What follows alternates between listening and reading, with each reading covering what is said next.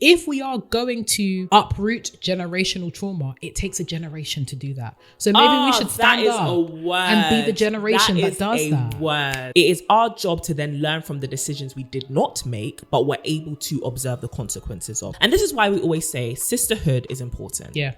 100. Because nobody can hold a woman accountable like another woman. The opposite is also true.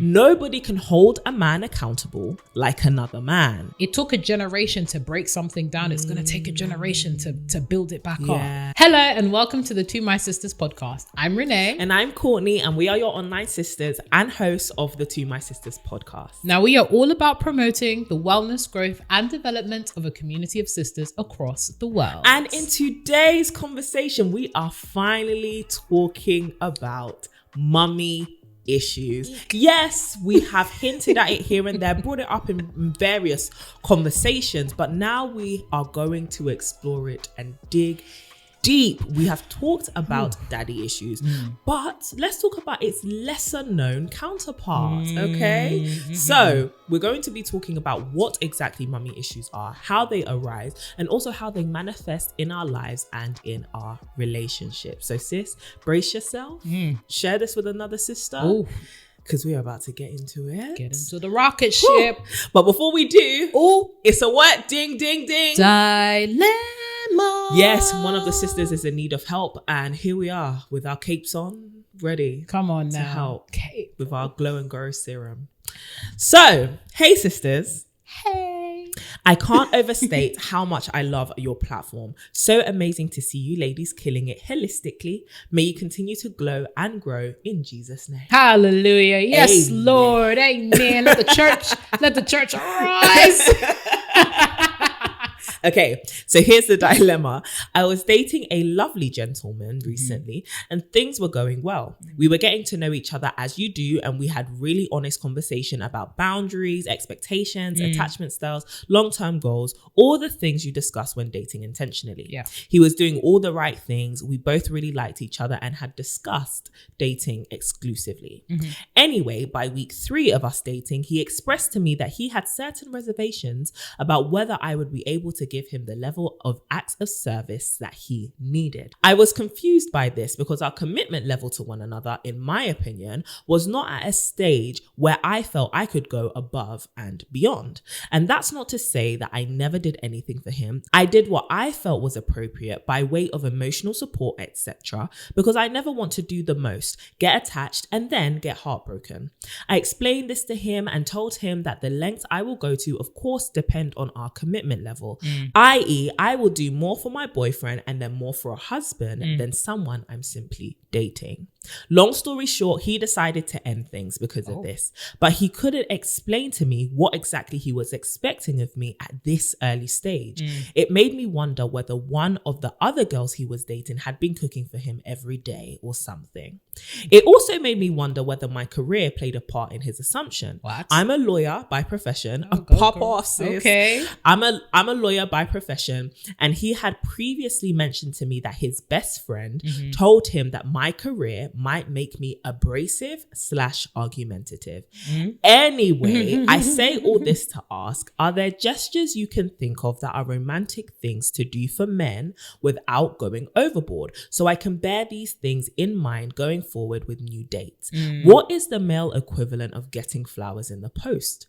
In all honesty, I am used to being and expect to be pursued, and when dating, I pretty much allow the man to make the first and most of the moves, whilst I reciprocate here and there. I'm also open to your commentary and opinions on the scenario. Love you both. Kiss, kiss. Hey girl, first of all, that was one of the most eloquent dilemmas I have ever listened to. Very nicely put. Very detailed, but succinct. It was not us reviewing. Do you know what I mean? It was giving writing style. Listen, you know me, I'm a writer, so I love like just very well put things. That was a very well, I can tell you're a lawyer, sis. That was very, very well written. Very true. Now back to the hand that, I gotta clear my throat because there's a number of components there that we need to discuss. First of all, surmises that this is a lovely gentleman. Well, it's interesting that we're actually delving into mummy issues today because when I was doing my research for this episode in particular, a lot of the literature around mother issues is tied towards men and all of that kind of stuff. So it was a real dig to find how it affects women. Right. I mentioned this because some of the things that you described, I'm not a therapist, some of the things that you described here were actually indicative or in some way show that there was some kind of, I don't want to do too much here as well. Okay. But in terms of like mother issues in men, one of the big signs of like having a motherly or maternal issue is the expectance of servitude from your partners that matches the level that you received from your mother. Okay. Particularly when your mother overstepped those boundaries and did everything for you. I mentioned it because I just thought it was interesting. But first of all, sis, I think that you're not mad. Let's just clarify things. You're not mad. I think wanting and expressing that you desire some form of commitment and expressing exactly what that commitment looks like as a means of kind of security or as a means of communicating that these are the environments in which you feel comfortable enough to reciprocate at that level is important. And I think you, from what I've heard, you've done that reasonably well. 100%. I think there is the larger societal as well as general issue insofar as like, what is the boundary of a woman doing too much? Because we've just come out of a period where femininity, the hallmarks of femininity is always doing the most, right? Serving, cooking. I love the fact that you mentioned cooking because there's a lot of sisters, it's date 3 and you're cooking. You're in the kitchen. What? Yeah.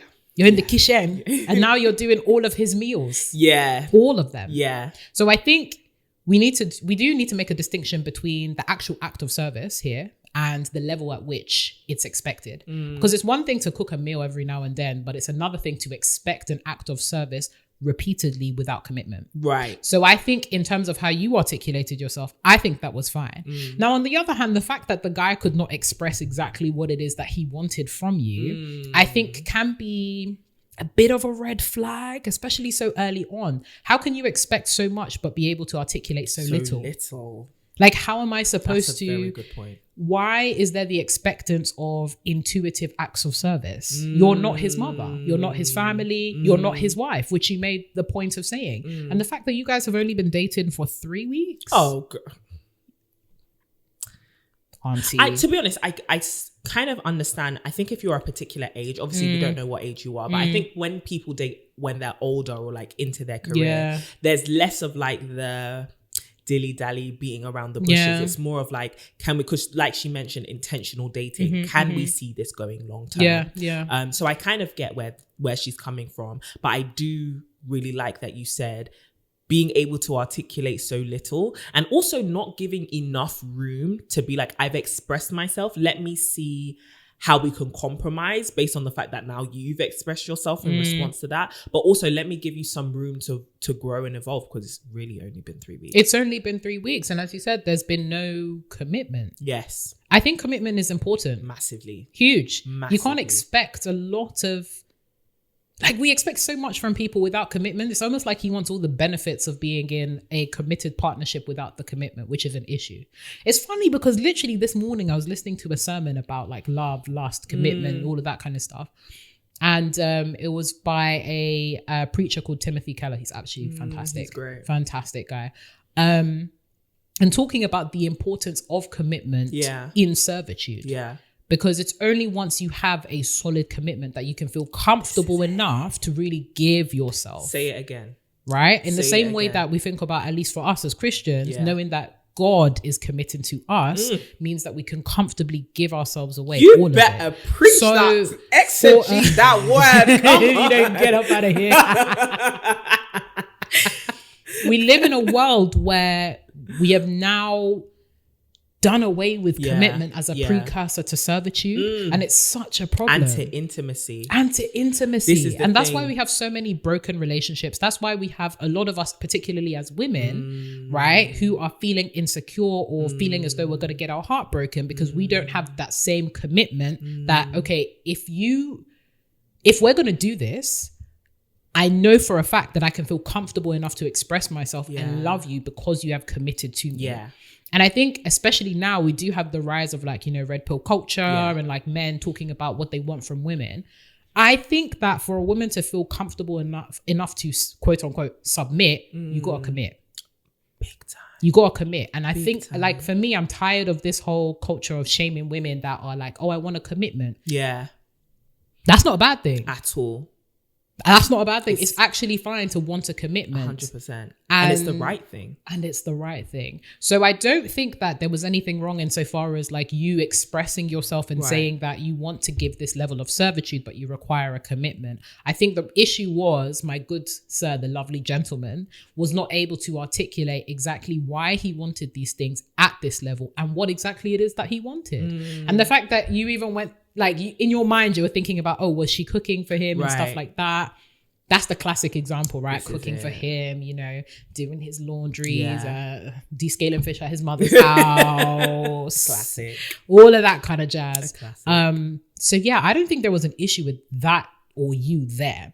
Moving on to this whole commentary from his best friend who, for all intents and purposes, you should mind his business. But more importantly, and argumentative. Why is this man coming to tell her this is what his best friend said about her? Because wow, you really inspect things deep. I didn't even think of that. But this is a good point. You guys have been dating, and this is not to say that there's no mandate for you to share things with your best friend. But there are, in terms of like privacy, building intimacy, building trust, you're only 3 weeks in and this guy is now telling you that this is what his best friend thinks of you. It's like, dude. And that he's internalized that and he's using that he's attributing your behavior to that. And I think that this is a lot of the things that like women who are professionals and educated particularly get confronted with. She's going to be too mouthy. She's going to argue with you. I remember speaking to a family member, a man, and he was saying how, you know, I was expressing to him my desire to do further education. And he was like, listen, men don't like women who know their rights. And I said, oh, red flags. Oh, wow. And we had an extensive conversation because it's not my family that would be disgracing me on the street. And also presenting a danger to other women. And so I think a lot of women kind of get in this catch-22, of wanting to, they desire a relationship and they want to be with this person, but this person has kind of told them, if you don't jump through these hurdles and if you don't do these things, there are other people who are willing to do them. And I think it's interesting with the fact that Sis brought up, he's been dating other women who have been doing it. I think a lot of women then within themselves feel like, damn, I'm going to lose out on another one. And he's a good guy. Should I just do it? Should I just do it? Well, she started dating him. That's true. But is he really good? Like, but I feel like it's more of a thing of like you were talking about entitlements, right? He may actually be a good guy, but he's entitled. And because other people are serving those needs and haven't laid those same boundaries that our sisters laid, like, I want a commitment. These women, other women that may be cooking for him or that he's dating, they don't require that commitment. If someone is showing you an easier path to get what you want, you're not going to go with the person who's presenting hurdles and stuff like that until you recognize their value. I don't think he's individualized her. I think he's looking for a wife. That's fair. I think he's looking for a wife. He's looking for somebody he's done what we often talk about women doing. He's created the caricature and the hidden shadow figure of a wife. And he's just looking for a woman who will fit that and without fit his criteria without the commitment. Because a lot of men are used to what that saying is, drinking the milk without buying the cow. A lot of men are used to that. And so when a woman comes along who can fit that caricature by saying, I'm not that caricature, I'm an individual person, determine whether you like me or not, it's kind of like, nah, I like this caricature. And other women have proven to me that they're happy to fill that place. So you're presenting too much of a challenge. Stop that before you lose me. And they kind of weaponize that, I'm going to leave if you don't change. And I think a lot of women fall into the issue of now being scared that they'll be single, being scared that they're now losing out on another romantic partner and think, do I conform or am I going to be single forever? But I like the element here of what is the equivalent of getting men flowers? I like that question too. I like it. I think it is actually highly dependent on the man that you're dating. So the first thing that I would say is don't be afraid to actually ask, because obviously, you know, in the same way that some women don't like flowers. Yeah, like some men, you don't like flowers? I think they smell disgusting. I don't think flowers smell nice. I don't think flowers smell nice at all. Crying. I also just think these are gonna die. Yeah, that's true.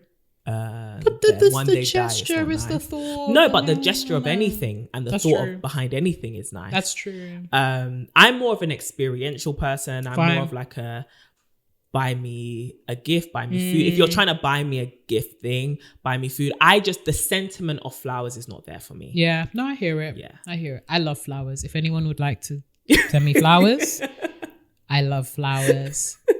Shall I tell you guys my favorite? In the hope that I'll be receiving flowers this week. Tell you guys my favorite. I actually like blue roses because they're very, very distinctive, and it's like you can't get them easily. And it's like, oh, they're pretty. Yeah. Anyways, I digress. In terms of the equivalent for men, I love what you said about experiences. Yeah. Take a guy out. Yeah. Pay for the date this time. You know, small things like that. Yeah. Or knowing if you know there's things that they like if they like going quad biking, why don't you just pay for him and like a friend to go quad biking? Or it can be a smaller gesture of like, you know, give him a one of my favorites is takeaway, £20 or £30 delivery voucher. Go get yourself something nice to eat after work. Yeah, you know, it doesn't have to be anything major or huge or anything, but it can be something that's like, I'm thinking of you and this is how you're feeling throughout the day. Let me try and add to that. It doesn't have to be you out here slaving away in the kitchen making him his dinner, all of that jazz. It can be those kind of small things. Pay for his haircut, you know? Yeah. Things that he does in his day-to-day that like adds to him as a person. Yeah. Depending on where you guys are at, you know, buy him a new like game, FIFA, something like that. Yeah. Put as much effort into these things, you know, ask him about his interests. Yeah. Seek to get to know the things that he actually likes. I think even just showing someone, I want to get to know you is really nice and romantic. For sure. And so invest that time and that effort, which it seems like you were doing. It's just unfortunate that this guy was a little bit of a prick. Yeah. But sis, you're clearly a catch, and I think that you shouldn't, especially towards your point on career, don't ever think that your career makes you a caricature of the modern woman that is difficult to handle and is asking for too much. And I've seen so much of that, and I'm just like, guys, get it together. So redundant. Get it together. Yeah, 100%. In this economy, surely you want somebody that's making P, or that somebody that's ambitious, or this is it. And it's just like, this is so tangential, but a lot of people think about partner. But if you are thinking of like actively building a family, you also need to be thinking, can this person actually mother my kids as well? Is this person gonna fit, like when we're thinking about finances? Like, remember, like in one of our earlier episodes, thinking about the family unit as a system of governance, can this person fit into those multiple roles, or are they like willing to go the distance to get there? And it's like, a woman that's interested in career, a woman that's actually financially motivated, a woman that's like handy in different areas, aside from submissive, there's other qualities that go into that submission that will be handy to you. And there are other arenas and environment outside of your relationship where you can seek out these qualities, in the sense that like men will often be like, how am I going to know she's maternal if she doesn't mother me? Look at the people around her. Yeah. Her life is not now centered around you because you're dating. So if you want to see, is she clean, for example, look at her home, look at what she does. How does she serve the people in her life, for 100. Example? What's her dedication like to community? What's her dedication? Like, I love that you mentioned somebody who is goal-oriented and career-driven. You can see these are qualities and characteristics which will easily translate into her own home where she is invested. It doesn't just have to be shown to you. It's like, she's not affectionate with me. She might not be affectionate with you because she's drawing romantic boundaries, but is she affectionate with her friends? If she is, pretty much she's probably chances are she's probably an affectionate person. She's just drawing boundaries with you. Yep. So don't take it so personally and as an indication of her own character. Because she hasn't done XYZ for me, she must not be this person. There's levels. to this. And you don't get access to the wife in me until you make me a wife. For the people for the people at the back. Because that's exactly what this culture Is this generation is anticipating. about. No. And also this whole, it's the cooking and cleaning for me. These are basic Go things and you get need a to know. maid. If that's what you need, go damn, and get a maid. Damn, Courtney, I left my maid hat at home. Dang. Has he got your maid outfit on? I left it at home. I was coming to see you, but I left it at home. I'm sorry. Hey, Molly the maid, I see you got your maid outfit on. Jocelyn Hernandez is hilarious. She's so But funny. yeah, I love in hip hop Atlanta. May. But yeah, listen, sis, it's all right. It's okay. It's all good. When you meet that next guy, Yeah. I think you've done the right thing. Yeah. I think you can't obviously paint all men with the same brush either. Just because you've experienced this with this person doesn't mean the next guy is going to be the same. The same way you inspected what's your love language is, what are your particular needs, what have you been through, what's your story. For sure. Do that with the next person and tailor it towards that. Don't do anything beyond which you are comfortable with. Don't cross your own boundaries, and inspect their behavior as well, but also compromise, talk it out. Yeah. Build healthy and flourishing relationships in dating, courting, whatever it is that you are doing. And pay attention to him too. Men like that. I saw a post the other day from like things men wish women knew. Yeah. And somebody's like, sometimes we like to be the little spoon or the Yeah. inside spoon. Yeah, What the is inside it? spoon. Yeah. And I was like, oh, cute. that's so cute.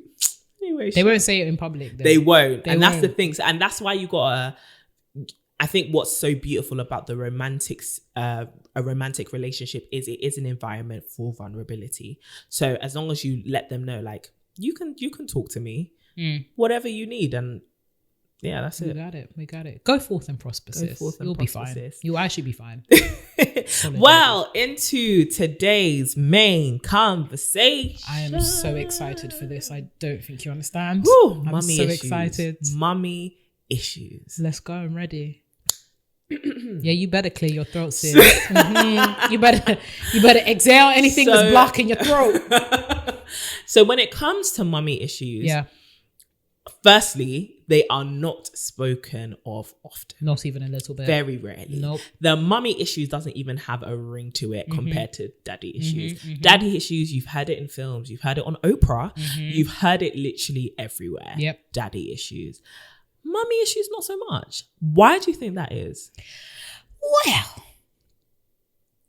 it's very interesting. Okay, go on. Because I School think us. so. First of all, daddy issues. Where it arose from, like historically, we can go back to around the time that Mr. Sigmund Freud was coming in with his psychology and all that kind of stuff, and the whole idea of the Oedipus complex and etc. With daddy issues centering men, and how particularly when we think of daddy issues, we often think of like women, because it was primarily championed by men. Often there is an idea or assumption that mothers and women are naturally maternal. Right. Therefore, there's always the assumption that women are always present. Right. Therefore, there's always the assumption that like there's not really an issue, Right. and there isn't a correct way to mother or parent as a woman, because that's what you are. It's instinctual. Whereas for men, it's more of a there's negotiation around it, Right. because men are also seen as providers. Men are also seen as being and occupying, public domains. So when daddy issues arose, it wasn't even necessarily out of a critique for men per se, but more so a critique for women, and used to actually weaponize their issues with their father or their relations with their men in their life. So it was used primarily as a function to invalidate women's experiences, primarily to make women feel as though without that stable male presence in their life, there's an issue. Yeah. Because we rarely hear daddy issues as part of like when we're talking about men and their issues psychologically, as opposed to it being an afterthought. It's like, oh, okay, men, you know, daddy issues too. Yeah. What's so interesting about that is oftentimes daddy issues in women is highlighted because a woman is not functioning correctly in a oftentimes romantic or maternal relationship with another man. Precisely. Do you know what I mean? So the issue is, why as a woman are you not acting right for this man? It must be because of another man. Precisely. And then thinking about historically the movements towards, okay, let's now understand other marginalized communities' issues. Things started to crop up like the Electra complex, where we're now looking at the mirroring of, okay, mother issues as present in men. Right. But then this whole relationship between mother and daughter remains for a large part unexamined because, first of all, where is the fun in it? It's the whole assumption that, you know, maternal, motherly, all that kind of stuff, and that the majority of the problems actually come from men. Yeah. But that is such an issue because it erases a whole like spectrum of issues that come as a result of dysfunctional relationships with your primary caregiver. Yeah. Surely if the mother is seen as like the primary caregiver in so many scenarios, that relationship needs to be examined, and that relationship needs to be highlighted even more, because we have so many like cultural narratives of mothers being the, you know, carriers of the nation, being, you know, the center of like the world and all of that kind of stuff. It's so interesting that these things are seen as instinctual. These things are seen as like not needing that same examination. And it was really interesting because even looking at mother issues, like being the nerd that I am and looking into like psychology papers like last week and this week, there's so few actual studies on like the relationship between mother and daughter. And it's kind of sad that even in, you know, intellectual debates, academic spaces, cultural spaces, even these kind of issues, these kind of things are often created in ways that do not allow for the holistic development of women. Because if I wanted to understand more about a woman, surely I wouldn't even think about the father first. I would have to go and see what other women that have shown you maternal love have impacted the way that you are now. So I think it's a combination of various things. Patriarchy obviously being one of them. This idea of like it being culturally normative to invalidate women's experiences by pointing to the missing men or the dysfunctional men in their lives. And also a lack of genuine interest in understanding these key dynamics despite their importance. That is so good. You explained that so well.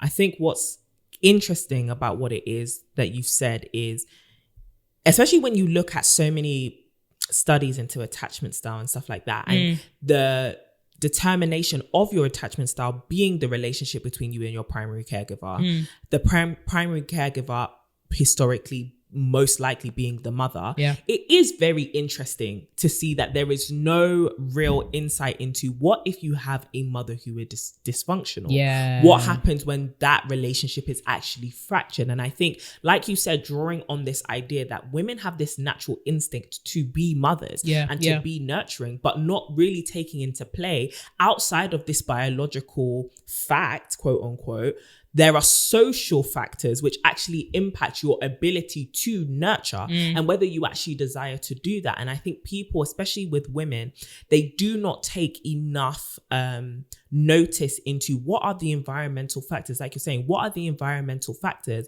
that could stop you from actually becoming nurturing, or that could stop, and nurturing not in terms of it impeding a biological, like a chemical response, but more so a relational one. Like what are the things that you could have gone through that would stop you from actually having fulfilling, healthy relationships, not just to the people you are providing care for, but also just the people around you and to community in general. And I think that those things are oftentimes just not inspected because, like you said, and I think that Freudian theory has actually done a bit of damage, because I think this idea that, like, I don't really side with a lot of what Freud has said, but I do think that positioning everyone's issues as kind of cross-dimensional, where it's like if a son has a problem, it's because he's in love with his mum.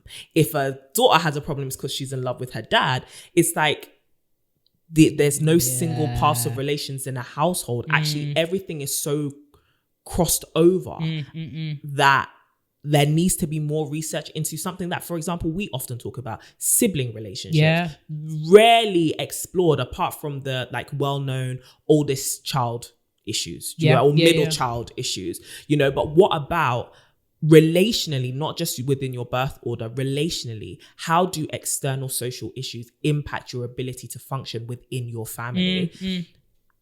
Your relationship with your primary caregiver, your mother, is a massive one. Whether you're a man or a woman. So then that kind of takes us into talking about, come on now, how does mummy issues manifest? Let me put on my glasses for this one. I took some notes. All right. So talk to us. Let's take it firstly with the lesser spoken about. How do mummy issues manifest in women? And then we'll go blows to blows with the men. The man. All right. Hold on. So general introduction. Okay. I really treated this like an essay. Go on. So according to attachment theory, early attachments form our internal templates and mental representations of how relationships work in the world.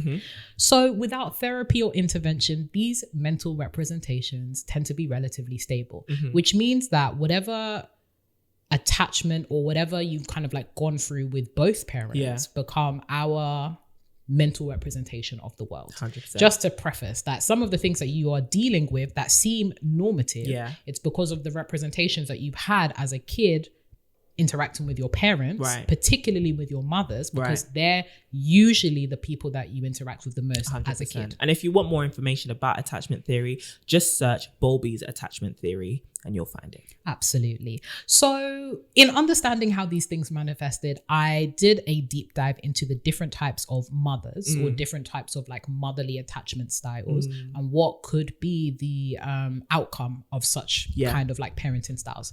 So the first is the caricature of the unloving mother, the mother who doesn't have any kind of like emotional availability despite being present in the household for the majority of the time.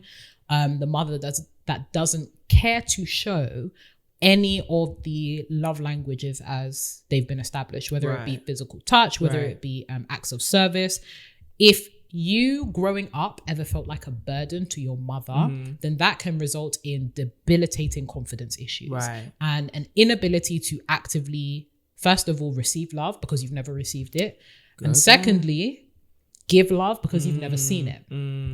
So when your primary caregiver is unable to give you love or show you love or gives you any kind of emotional neglect, that's what that results in.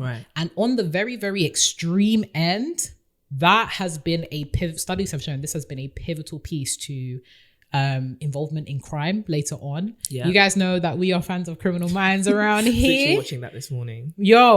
But one of the kind of like critical indicators or factors of, say, a serial killer or somebody that's involved in like very, very violent crime is emotional and any kind of neglect, particularly from the mother. So if you are a female as well, this goes for you too. If you've been neglected by your mother actively, then that's what that can manifest into, 100%. Right? Then we have the overly critical mother. I'm sure a lot of our listeners can relate to, your mother criticizing what you wear, what you do, how you say things, your weight, the way you look, your coloring, all that kind of stuff. That can lead to debilitating insecurities, anxiety, depression, and it can also lead to a need for validation elsewhere. And this can become really, really dangerous because validation from a maternal figure is so, so important because that's how we start to come to grips with actually having any sense of self, any sense of confidence. So if the first person to give you any semblance of your identity critiques you, that becomes the center of your identity critique. So good. Insecurity. So good. Never really feeling satisfied or happy with yourself, always feeling the need to prove yourself as though you've got that voice in your head that's saying you're not good enough. That started with your mother, particularly as women, where you may feel like, you hate what you wear, you hate your skin, you hate, your features, you hate whatever. And the thing is, in terms of the overly critical mother, sometimes mothers don't realize the impact of their criticism because they too have actually been a victim of that, either within their own household or like socially. So for example, for us as Black women, you might have a mother that's dealing with self-hate and has, you know, a child that is not light-skinned or has, you know, textural differences with their hair. Those little things can really, really impact their kids later on to the point where they either manifest that self-hate towards other people or their own kids or towards themselves, or actively are not able to accept any semblance of themselves. So that's the overly critical mother. The next caricature that I found really interesting, sorry, I'm coming through for all of you systematically, is the overly friendly mother. So the mother that is not trying to be a mother, but trying to be your friend, is trying to go out with you to the club or is out here hanging with your friends a bit too much. It's nice to have a friendly mother, but it's really important that you learn certain emotionally stable behaviors from your mother and your maternal figures. So if you have an overly friendly mother, chances are you find it difficult creating boundaries for yourself because your mother was unable to show you how to do that. You might also find that you're more rebellious. You might find that you're actively doing things that, you know, a lot of folks maybe are not allowed to do and think that you're the cool friend for doing that, when really a lot of the things that you're doing is to actively get some kind of response from your mother, not as a friend, but as a parent. And then rocky relationship with your mother or lack of mother's presence altogether. That can manifest in a lack of female friendships. So when you don't have that maternal figure, when you don't have a strong relationship with your mother in general, it can be really difficult for you to connect with females because you didn't have that connection with your mother earlier on, particularly as a woman. This can manifest in, you know, those girls that are like, oh, I don't really have that many female friends. I'm more of a guy's girl. No, you're not. You just, there's an issue. Chances are you have mother's issues. And then to also wrap up, I guess, the caricatures of the different mothers, the single mother. So with the single mother, chances are you've normalized hyper-independence. You've normalized this whole idea of I can do things by myself. You've normalized that it's okay to be alone. And you also might have trouble articulating your emotions because your mother never did or showed you how to. And what I found really interesting about the single mother dynamic is a lot of women end up resenting men as a result of their mother's resentment for their father. 100%. And a lot of people misattribute that to the absent father when actually, when we think of like, for those who grow up in single parent households, in terms of like how the mother speaks about the father, a lot negative because he dipped. 100%. Or because he's not present. So that resentment towards men is actually not just a daddy issue. In fact, primarily it's a mother issue. But I end my speech there. That was long. That was amazing. That's spot on. Amazing and spot on. Thank you, Dr. Renee. I'm screaming. She is not a licensed therapist. I am not a licensed therapist. Just an amazing researcher. That is so spot on. I think one thing that I really took from that is what is demonstrated to you. Like you said, with the single mother, the absent mother, I think it's very interesting, or even the mother that is overly friendly. When you see these demonstrations through, and I think it's, especially as women through as a sisterhood community, when you see these demonstrations of what a woman should be or what a man should be, these are what you create and kind of construct your world around, these observations that you make from such a young age, literally from the time that you were born. And so when you do see your mother doing something, either you completely replicate that or you repel that. You hate it.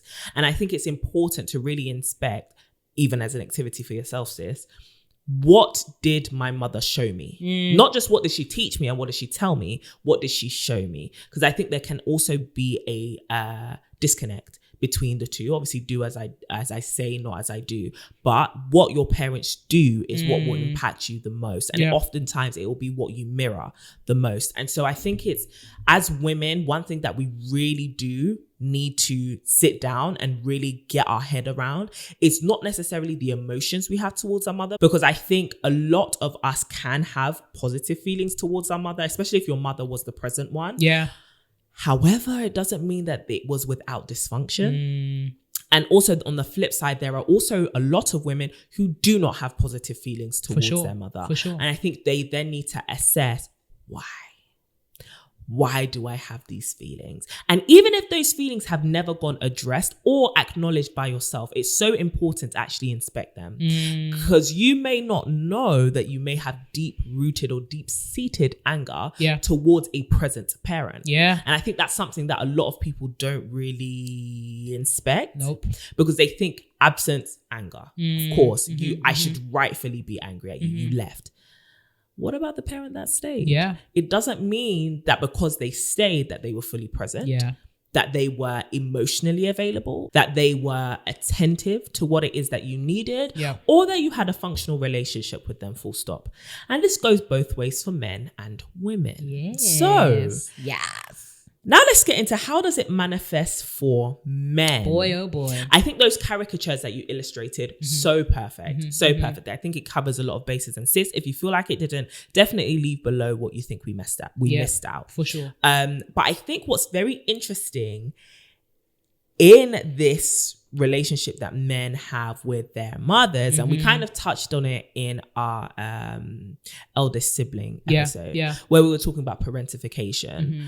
Oftentimes I find that men can be parentified, but oftentimes they are more so made into their parent's spouse primarily, right? Especially if your father is emotionally absent. And this is oftentimes the example we go to because we think it's the example most people can relate to. Yeah. If you have an emotionally unavailable or absent father, you can, as a man, step into that role of husband. And I think there is also, I sympathize because I think, especially when women are younger, when they're girls, they are matured quite quickly. I think men also experience the same thing depending on your household structure. I think especially for men in certain cultures, they are adultified very quickly.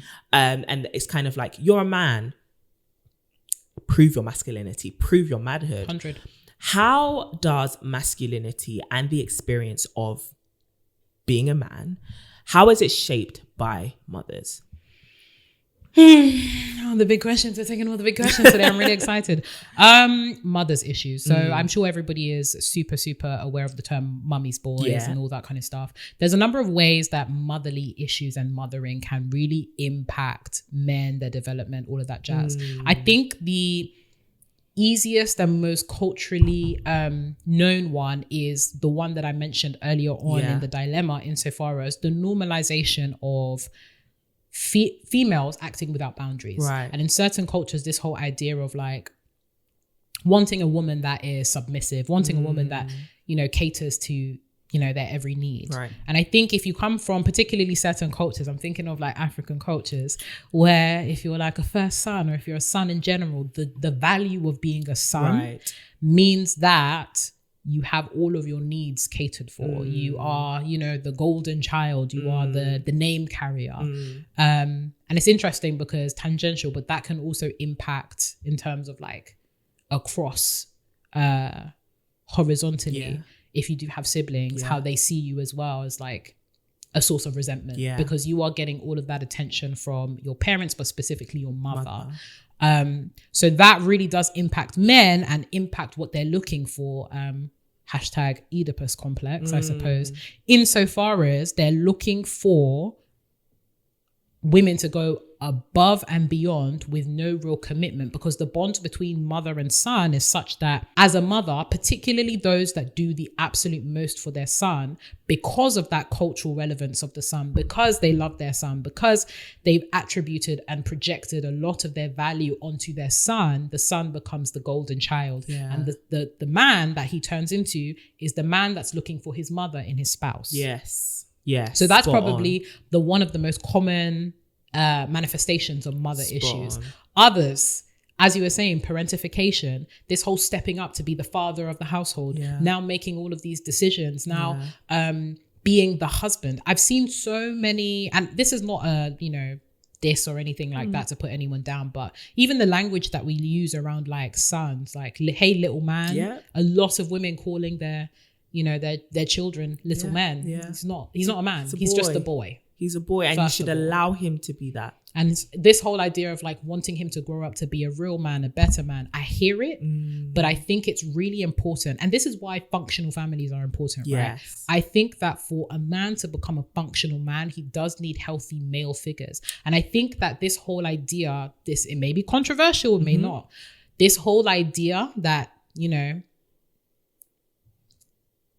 being a mother, raising a son, thinking that you're the be all and end all to this man's development, I think is a problem. It's terrible. And even if the father is not present, let's not normalize single parenthood as the most effective and efficient way to parent a boy into a man. Even if it works. Even if it works. That, okay, you've been fed and all. These are not the only things that go into raising a functional person. Precisely. So kudos to all of, the single mothers out there. Kudos to listen, I hear it, experienced all of that. 100%. But let's not normalize that. Yes. Other motherly issues as apparent in men is resentment towards women. Yeah. A lot of men hate women. In case you haven't noticed, they hate women. Yeah. They hate them because they believe, particularly if you come from a household of any sort of abuse, whether it's emotional abuse, physical abuse, because they've seen their mother take it, not necessarily just that their father has done it, but their mother has taken it. They've now they've got that mental imprint, right? That mental representation that I mentioned earlier on, that's stable, that tells them, I can find a woman that I can also be emotionally abusive to or physically abusive to, and it's okay. They may not say it to themselves as an actual, I'm going to do this and it's okay. But mentally, the behavioral patterns are present. Yes. That's why there's when people do certain things or abusers abuse, a lot of them don't realize it's abuse because that's the stable mental representation they have of a functioning relationship. So a lot of men have normalized abusive patterns towards women and don't know why. It's a mother issue. Yes. Your mother took it. Yes. Your mother was unable to define those boundaries. Yep. And this is often why when you hear conversations that some, especially men who are kind of in this kind of incel red pill masculinity dark side of the internet, a lot of the conversations that they have, what they'll bring up is, let's go and look at our mother's generation. Let's go and look at our grandmother's generation. Why do you think they were married for 70 years? And whilst there are some truths in that, the truth is, it pales in comparison to the illusion you're trying to create in your mind, and also the thing that you're trying to ignore, which is your grandmother or your mother was a doormat. And what is important actually to highlight about that is not the failures of your mother or your grandmother, but it's actually what you absorbed and internalized to believe should happen in a romantic relationship and in a household. That's what you should problematize. Your parents, people in general, we all make decisions in the moment. Some of them good, some of them bad. It is our job to then learn from the decisions we did not make, but we're able to observe the consequences of it. That makes sense. That's good. And so it is now then your responsibility to inspect those things and decide when you are presented with the choice, making an informed and hopefully wise decision. And I think a lot of men have taken those, and a lot of women have taken those examples and said, well, it worked for them. It doesn't mean it was right. And I think that that's where people keep going wrong. You keep bringing up these eras. First of all, the historical context is completely different. Somebody, I remember I was listening, I think it's Kev on stage who says this. You're asking for, marriages that were happening in the 1940s. Are you bringing 1940s kind of money? Bro. Are you bringing in 1940s kind of money? And the reason why I say that is in those times, mothers, grandmothers, they could not work. So me leaving you, there are a lot of things hanging in the balance here, mainly my sustenance and survival. Don't get me started. This is 2021, beloved.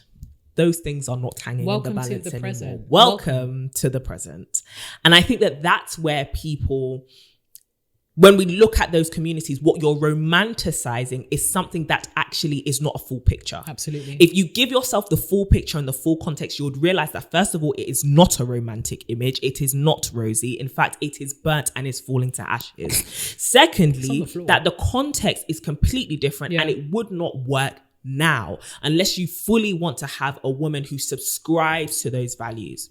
Which is why I get why people always say modern women are destroying our community. It's not. It's just that community at the time was synonymous with women being trampled over. Oh. If you want to have a society or a family that stays together, oftentimes it was built upon the idea that the mother was just going to take everything, go through she's not going to raise any concerns, any opinions. She's just going to let the father establish a household on her back without question. And that's how society is held together. And then we get upset at the fact that we have women dealing with daddy issues, mummy issues, loads of things with mental health, self-image, XYZ. Why is society falling apart? Oh. It's the women's fault. Is it though? It's everybody's fault, specifically. Is it though? If the men, like, it's just, it's a logical fallacy. It's actually a logical fallacy, because if men are meant to be, you know, the center of the stage, yes, the, you know, forerunners of progress in society and life, why do you now set the blame on women when things fall apart? Why do you have such smoke for women? And also, why is it then the women's job to rebuild it? And like, for men to then take center stage. It's give and take. It's give and take. You know? Nibble and bite. Nibble and bite. Tits for tat. Tits for tat.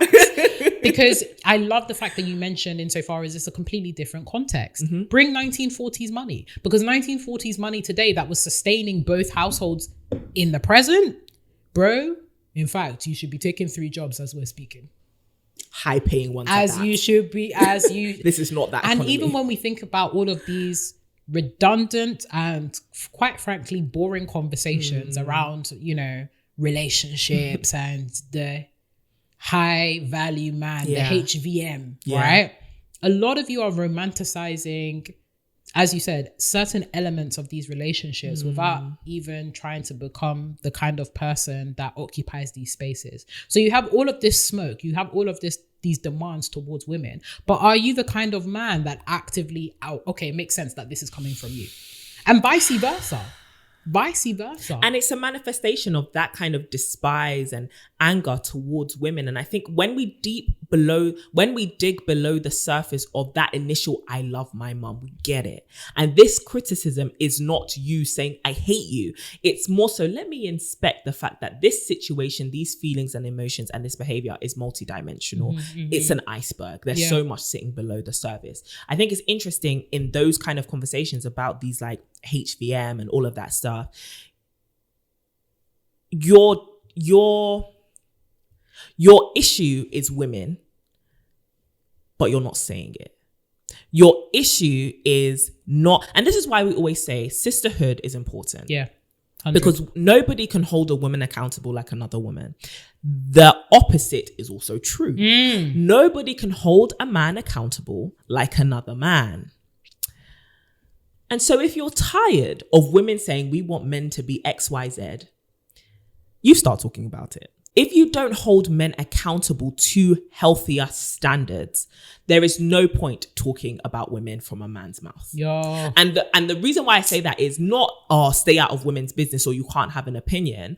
I just think it's not your place. And I think also there are bigger issues that you should take up on your back, such as what is happening to the men around you, what is happening in their life, what is happening to the men in your generation, because they will listen to you more than they would listen to a woman. Yeah. The same way, oftentimes those relationships can become perverted, like you said.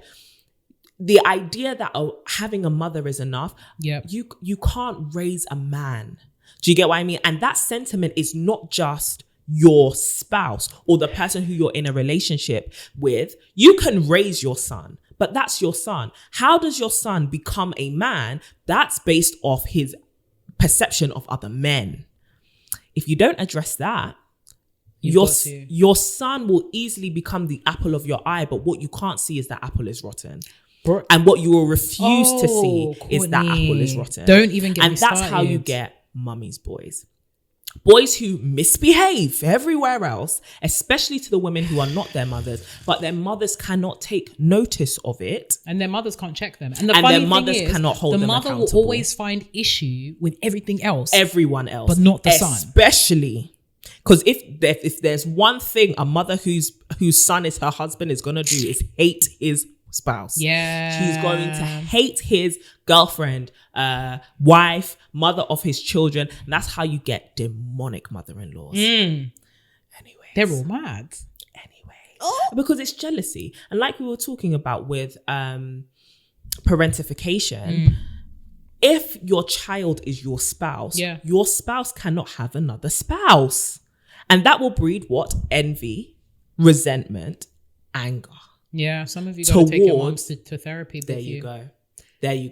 And I think I'm not a man, so I can't speak on this, but that's something that should really be delved into. Like people should dive into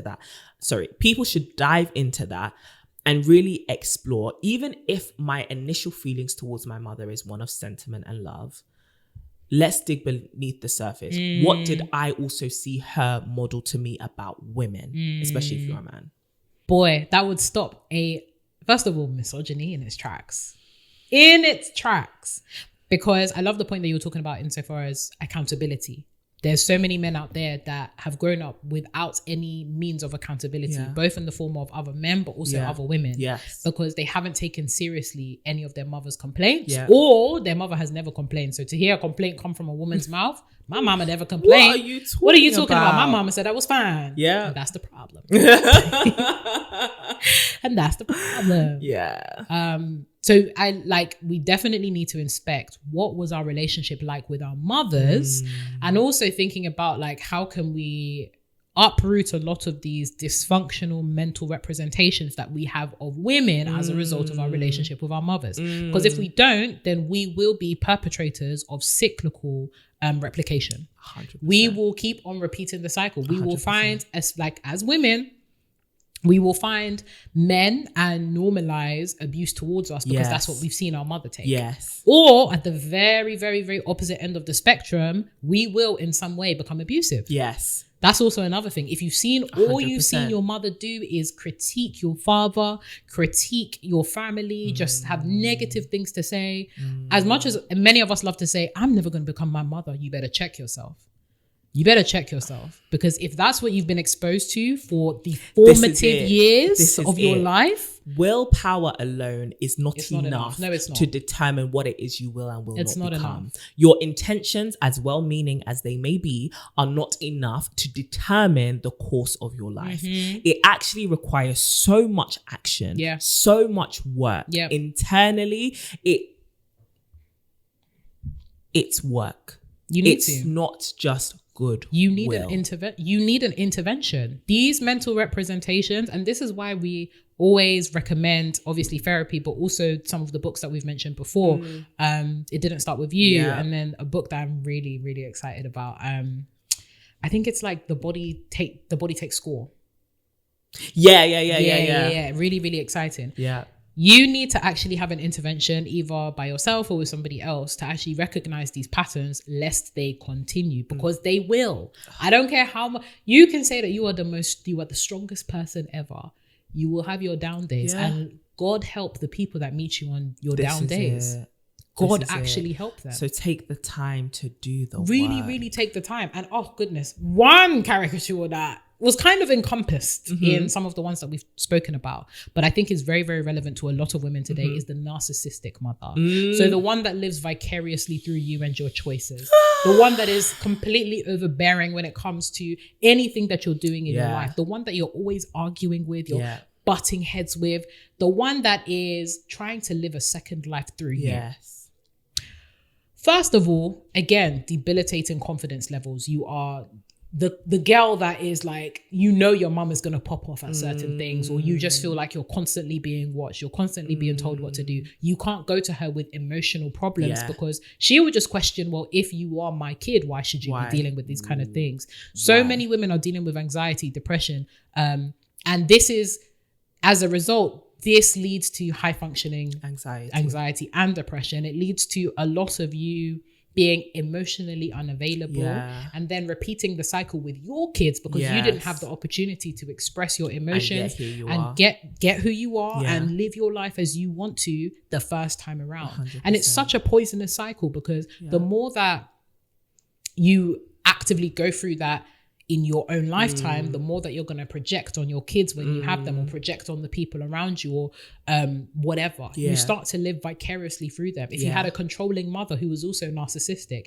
you'll find yourself also controlling your spouse. You'll find yourself dictating and giving advice unwarranted to your friends because you didn't check that mental representation of maternal figurehood. In fact, we even need to take it a step back and inspect, what does maternal mean and look like as it is represented in my mind? Do I have a healthy understanding of what maternal love looks like? This is it. Because again, that insidious link between womanhood and motherhood means that we never get to actually talk about it. What does being a mother look like, and how is that distinctive from being a woman and a wife? In general, and we see motherhood so intrinsically linked, like you said, to womanhood, that we don't inspect, am I actually prepared for this? Am I ready for this? And am I ready to step into that role? We see it not as a role external to us, but something that will naturally come out of us. So whilst I believe in the kind of the instinctiveness, like mother's intuition and all of that, cool. But there are actually things you need to heal from and work towards and do in preparation to become this new character, this new role. It's like a job role. It is. Are you prepared? Have you got the qualifications? And it's not to say you'll ever be ready, because the uniqueness of your child means that this journey is going to be something that you will never be able to fully prepare for. However, there are things that you can learn and unlearn, especially from the example of parenting that you've had in your life, whether that be from your mother or your father. And I think what's also very interesting is when you have a narcissistic parent, the expectations of perfectionism can be extremely debilitating. And like you said, it's either you internalize that and you walk through kind of with that crippled sense of, if I'm not perfect, I'm not good enough, or you expect that of other people. And so I kind of wanted to talk about, lastly, breaking that cycle, because I think a lot of people, the question now becomes, okay, I've acknowledged all of these pains, these traumas, these dysfunctional things that I have witnessed and experienced. How do I end that cycle? And I think what's important to realize is, it's not always about burning a bridge or not giving anybody access to you again. But in acknowledging these things, there will need to be a laying of boundaries. There will need to also be deep internal work that needs to take place, especially when you inspect the things that are traditional to you or simply culturally accepted, the things that you assume to be normal. You need to inspect those things, the things that you have normalized. But also, going to therapy might actually be a thing that could help you. Because I think I love that the books you mentioned, It Didn't Start With You and The Body Keeps Score. I think those are really amazing good books to read from this. And also the podcast that I've been listening to, and I mentioned a couple weeks ago, called The Place We Find Ourselves. These kind of resources, or actually going to a licensed therapist who understands relationships and family dynamics, can actually help you dig to the root of what it is that you are feeling. And this is one of the biggest things I had to confront in therapy, because I have family stuff has really obviously, like it does with all people, shaped who I am today. And unfortunately, when those things are dysfunctional, you can also find yourself in a very dysfunctional situation towards yourself and the people you love, such as your friends and your partners. And so I went to therapy. I actually used BetterHelp, and BetterHelp is one of our partners here at To My Sisters. And we would highly recommend, if you are looking for affordable and accessible therapy, to visit betterhelp.com/To-My-Sisters. Listen, sisters, even if you're going to do it for a short period of time just to test it out, you are worth that investment if you can afford it, of course. Take that time for yourself to really confront any issues that you may have, especially towards the primary caregivers in your life, whether they were present or absent. But talk to us more about what it looks like to end that cycle. How to end generational cycles, family trauma, all of that jazz. I think, first of all, recognizing that some of your normal patterns are not normal is key. So again, going back to this idea of mental representation, subconscious representations. I love the fact that you said subconscious, because a lot of these things are not conscious. We don't actively do the work. And we've spoken about this in a lot of our other episodes, insofar as keeping a log and keeping a score and getting feedback as to the way that you behave around certain people. Having having those conversations as well with your primary caregiver where you can. If you can, I know that some of the sisters, your butt hurt. I know that, you've gone through a lot of trauma, but if you can and where it's safe to do so, I would definitely encourage having those conversations with your mother and actually articulating yourself, especially if you are a bit older as well, because that tends to make it easier for some reason, because your mother can now see you as a woman and not a child. But also not from a place of attack. Do not go in generally when it comes to communication, do not go in on the offense, going to point fingers and with an accusatory tone. It's more so about exploring. Your mother or your father is a complex human being. 100. I think one thing that has helped me as I've gotten older is trying more so to understand my parents' stories. Because I think that helps you actually put the pieces together a bit better. Exactly. Especially if the pieces that you've had growing up through your childhood, through your upbringing have been negative ones. It's really sometimes cathartic to get the missing pieces 100. that actually make this dysfunction make a bit more sense, because you have a better picture. So I think it's more so start exploring your parent as a person rather than trying to attack these specific incidents that happen, because those incidents exist within a context. They exist within the context of your parents' story, their history, their culture, their experiences, even with their own parents. And sometimes we don't know that, because those are stories that often go untold. Exactly. That's literally exactly what I was thinking. So when you do have the capacity to actually engage with your parents, try to engage with them as people. Ask them for their side of the story.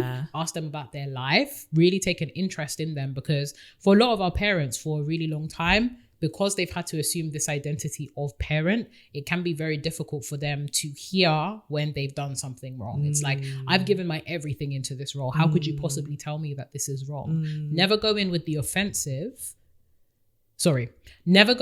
defensive and ready to also attack, but go in with the intention of trying to understand why they've done certain things or what has, basically predated a lot of their actions, because then you can actually identify cycles as well. Entirely. Maybe, talking and about... And oftentimes you will find cycles. Precisely. Some of your mothers are super overly critical because growing up in the 1940s, 50s, 60s, whatever, they had to deal with that from their mother too, and they thought it was normal. Or you might find, they have also been through abuse, so that them being overprotective is actually symptomatic or a response to that. So really trying to figure out, okay, cool, where did this cycle start? Maybe it didn't start with you. So let's understand, let's take it a step back where you can, because that will also aid your understanding as to, this isn't something that, she's not just being an evil person, but there's actually an existence outside of them being a parent and actively wanting to hurt you. Because I think a lot of us can read our parents' actions, and this is not to absolve any parents that are actually actively abusive. There's no abuse. You need to call Childline. You need to call the police. Please do. I don't care if they're your parent. I don't care if they're your blood relation or carer. You need to call. You need to remove yourself from that situation.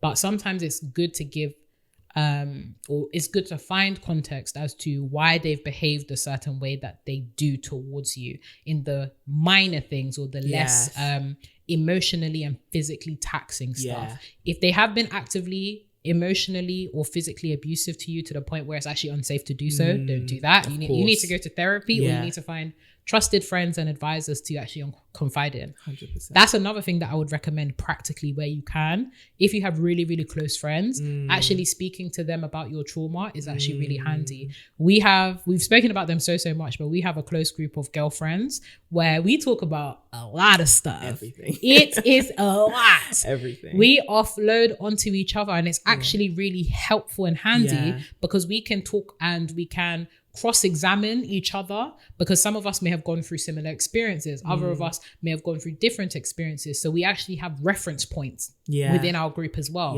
So, what does it look like when you do have a narcissistic mother or someone that's, trying to be over friendly? You can actually cross-examine and talk about, okay, cool, what does healthy look like for our generation, and hold each other accountable too.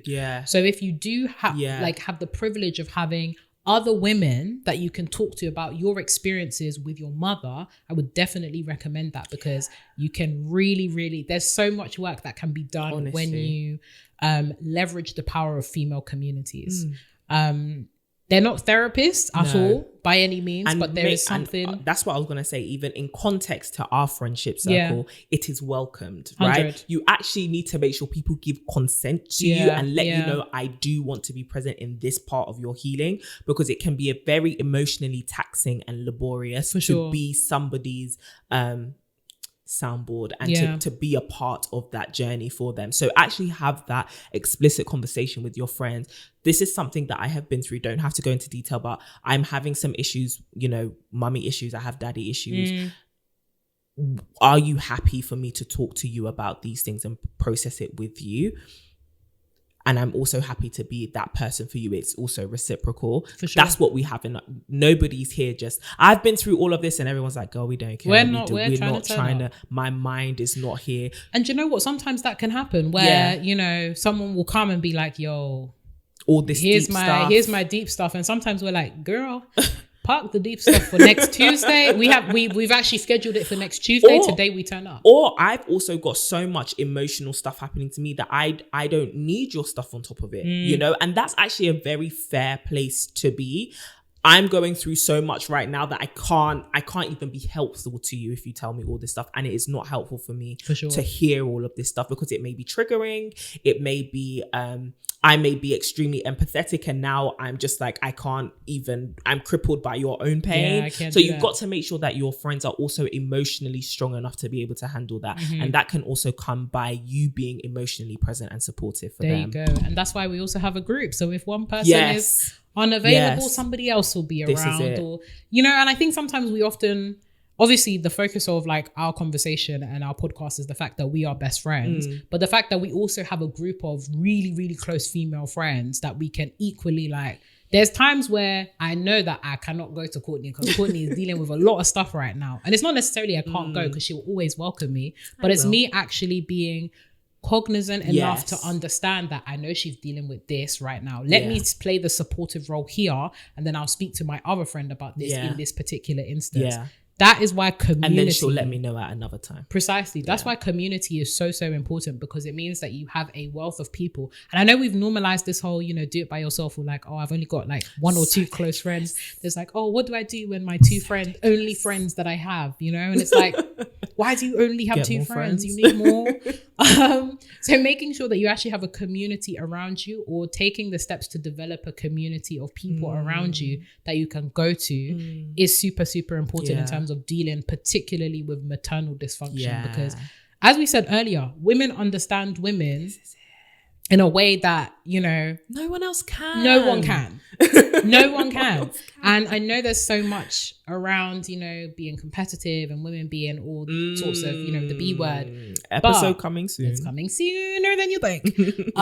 But in overcoming, listen, we're going to be the next generation of mothers. Let's all come together and talk about and set a standard for motherhood. Let's do that together, as opposed to you creating it in isolation or creating it off the back of what a man wants. Oh, heaven forbid. Let's all come together as women and decide, what does the new standard of motherhood look like? Even for you sisters that are listening in right now, you're part of that process with us. What does a good, healthy standard of motherhood look like in our generation? What does it look like to actively develop into that functionality? And for those of you sisters that are tuning in that are either new mothers, you've been mothers for a while, share your knowledge, share your experiences. What worked? What didn't work? What are you struggling with? Where can we support you? That's why these female ecosystems are so important. So we can hold each other accountable and we can decide what that looks like for us internally before we go and face the world. So really, really invest in those female communities, invest in those ecosystems, because they're where you will draw strength from, even in dealing. That's your village. If we are going to uproot generational trauma, it takes a generation to do that. So maybe we should stand up and be the generation that does that. Like the reason why we call TMS a community, a nation, the reason why we want this to grow into a big thing is because we can't do this. Me and Courtney can't do this alone. We can do this for maybe our families, but even then we need a reference point. So even you investing in something like TMS, investing in female communities is so important, because it took a generation to break something down. It's going to take a generation to build it back up. So get it together, ladies. Ooh, use the people around you. Renee. Sorry, I was really like, no, go on. Like, use the people around you. Use the women around you. Like, let's start to develop these healthy, functional relationships with our female friends, so that we can now define what womanhood looks like for us. And the brokenness that we've had within female communities, the competition and all of that kind of stuff that we're going to dig into in the next episode, right? We need to overcome that, because if we don't deal with the internal problems, then it's the external standard that will be set for us in the next generation. So no wonder men have been stating their preferences and women have been internalizing it, because you don't have a standard or a community or a generation to reference back to. Voice. You need a woman's voice. This is it. You need a woman's voice. You need that. You need a village of women. Anyways, let me stop. No, spot on. Spot on. Bro. What an amazing way to end this episode. Like, we need a generation of women. Guys, get it together. And we're here to help you do that. We're here to help you do that. TMS is the community for you, if that sat with you in any way. So definitely, if you haven't already, subscribe, follow the podcast. God, you should. Join this community. Let us evolve, glow and grow together helping one another. Being a village for one another. Okay. So shout out to all the mothers out there. Come on. Shout out to all the fathers. Since we've done daddy issues and mother issues now. Shout out to all the family members and the parents and the parental figures who are trying. We know that you don't always get it right. And we're trying to create a room to have grace for you by acknowledging that you didn't get it right. But I'm trying to understand your story. And I can do so with the help and the emotional support of these sisters around me. So if you haven't already subscribed and followed the podcast, please do that for more content like this, but also to be around women who can support you in this journey. More ways will be coming, girl. We are expanding. We are trying. Just support us so that we can get there faster and quicker. Please do.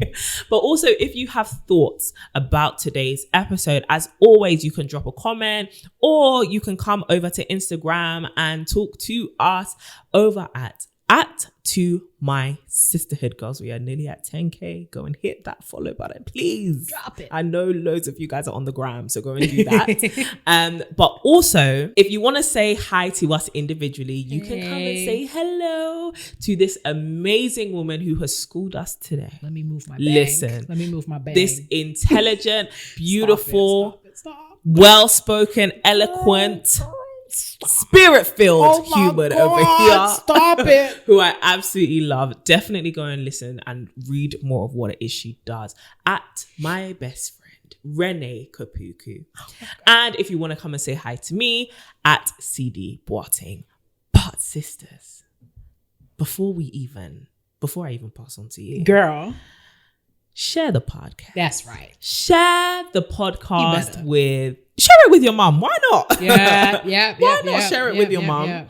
Because she may be dealing with mummy issues. There we go. Like we said, generational stuff. But also share it with another sister, a friend, a co-worker, whoever it may be. Just open up your WhatsApp or just hit that share button and send it to somebody you care about and who you think should hear and get plugged into the sisterhood. Absolutely. Oh, girl, you know that little outro to me? You know what it felt like? You know when somebody is trying to intro, like, you know, their husband or something. they're like crying, it's like on the Grammys or something. I know this person has been really important to my development, and I just want to say thank you. That's what that felt like. So I love you, man. And we also have something very, very, very, very special coming on October 23rd, 2021. I think by now you ladies might know exactly what it is, and I hope there's still space for you if you already know. Not you cackling over there. Oh my gosh. But to celebrate a wealth of things that we're doing at TMS, from 500,000, 500,000 plays. What? You guys are listening? Downloads. That's crazy. Madness. Damn, that's crazy. Not to mention hitting the 20k subby mark. It's all getting crazy around here. I guess we're really becoming a generation. Wow. But we are also hosting our very first live event. It's not just a show, because there's actually multiple shows within it. live event on October 23rd, 2021. So make sure that you cop your tickets. Right here in London town. Yeah. I know so many of you are international. We have global sisters. And we will be coming to a city near you, okay? Oh, very soon. By God's grace. So... if you are here in our home city of London, right. You better definitely come and say hi to us. You can also join the conversation on the Twitters at To My Sisterhood, and you can also join the mailing list for exclusive, all those bits and pieces, and our weekly message of glowing and growing straight to your inbox at www.tomysisters.com. Yeah. Guys, it's been a privilege. It has. Talking to all the mothers out there, the sisters, even the brothers. I know some of you guys be in your little wig listening. We hope that this episode blessed you, and we hope that this has triggered something in you enough that you're ready to start challenging those mental representations, start doing the work, and start laying the foundation for the next generation of healthy parental child relationships. But we'll catch you in another episode very, very soon. Trey soon. But until then, you already know what we finna say. Hey, keep glowing and growing.